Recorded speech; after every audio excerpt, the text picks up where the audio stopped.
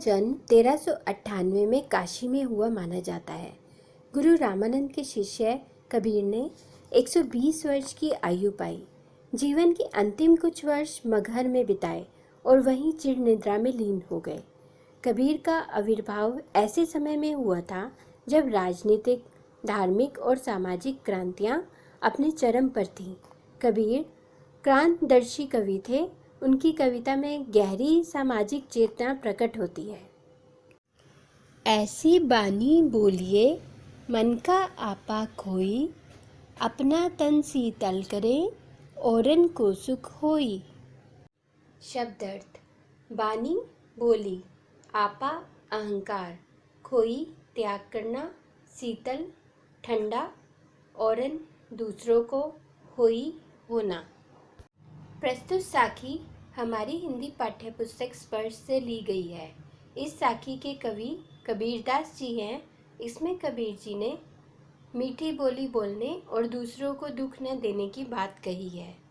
इसमें कबीरदास जी कहते हैं कि हमें अपने मन का अहंकार त्याग कर ऐसी भाषा का प्रयोग करना चाहिए जिसमें हमारा अपना तन मन भी स्वस्थ रहे और दूसरों को भी कोई कष्ट न हो, अर्थात दूसरों को भी सुख प्राप्त हो।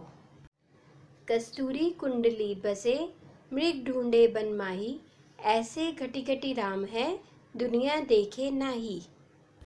शब्दार्थ: कुंडली नाभि, मृग हिरन, घटी घटी कण कण।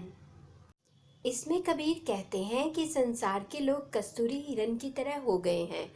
जिस तरह हिरन कस्तूरी प्राप्ति के लिए इधर उधर भटकता रहता है, उसी तरह लोग भी ईश्वर प्राप्ति के लिए भटक रहे हैं। कबीरदास जी कहते हैं कि जिस प्रकार एक हिरन कस्तूरी की खुशबू को जंगल में ढूंढता फिरता है, जबकि वह सुगंध उसी के नाभि में विद्यमान होती है, परंतु वह इस बात से बेखबर होता है, उसी प्रकार संसार के कण कण में ईश्वर विद्यमान है और मनुष्य इस बात से बेखबर ईश्वर को देवालयों और तीर्थों में ढूंढता है। कबीर जी कहते हैं कि अगर ईश्वर को ढूंढना ही है तो अपने मन में ढूंढो।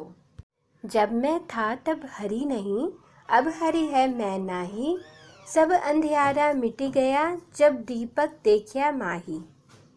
शब्दार्थ: मैं, अहम, अहंकार, हरि परमेश्वर, अंधियारा अंधकार। इस साखी में कबीर जी मन में अहम या अहंकार के मिट जाने के बाद मन में परमेश्वर के वास की बात करते हैं। कबीर जी कहते हैं कि जब इस हृदय में मैं अर्थात मेरा अहंकार था, तब इसमें परमेश्वर का वास नहीं था, परंतु जब हृदय में अहंकार नहीं है तो इसमें प्रभु का वास है। जब परमेश्वर नामक दीपक के दर्शन हुए तो अज्ञान रूपी अहंकार का विनाश हो गया। सुखिया सब संसार है खाए अरु सोवे, दुखिया दास कबीर है जागे अरु रोवे। शब्दार्थ: सुखिया सुखी, अरु अज्ञान रूपी अंधकार, सोवे सोए हुए, दुखिया दुखी, रोवे रो रहे। इस साखी में कबीर जी अज्ञान रूपी अंधकार में सोए हुए मनुष्यों को देखकर दुखी हैं और रो रहे हैं। कबीर जी कहते हैं कि संसार के लोग अज्ञान रूपी अंधकार में डूबे हुए हैं, अपनी मृत्यु आदि से भी अनजान सोए हुए हैं। ये सब देखकर कबीर जी दुखी हैं और वे रो रहे हैं। वे प्रभु को पाने की आशा में हमेशा चिंता में जागते रहते हैं। बिरह भुवगम तन बसे, मंत्र न लागे कोई, राम वियोगी ना जीवे, जीवे तो बोरा होई। शब्दार्थ: बिरह बिछड़ने का गम, भुवगम सांप, बोरा पागल।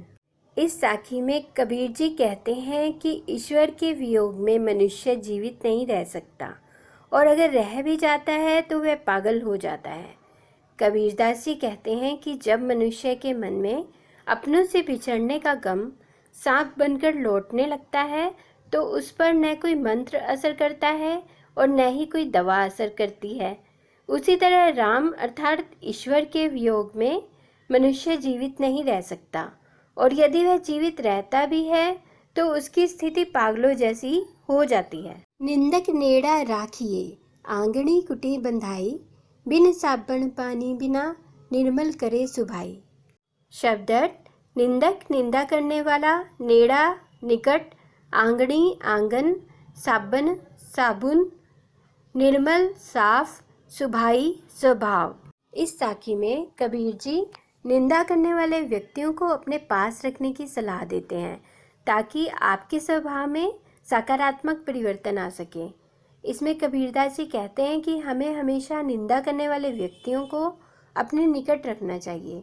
हो सके तो अपने आंगन में ही उनके लिए एक घर बनवा देना चाहिए, अर्थात हमेशा अपने आसपास ही रखना चाहिए ताकि हम उनके द्वारा बताई गई हमारी गलतियों को सुधार सकें। इससे हमारा स्वभाव बिना साबुन और पानी की मदद के ही साफ हो जाएगा। पोथी पढ़ी पढ़ी जगमुआ, पंडित भया न कोई, एके अशिर पीव का, पढ़े सुपंडित होई। शब्दार्थ पोथी पुस्तक, मुआ मरना, भया बनना, अशिर अक्षर, पीव प्रिय।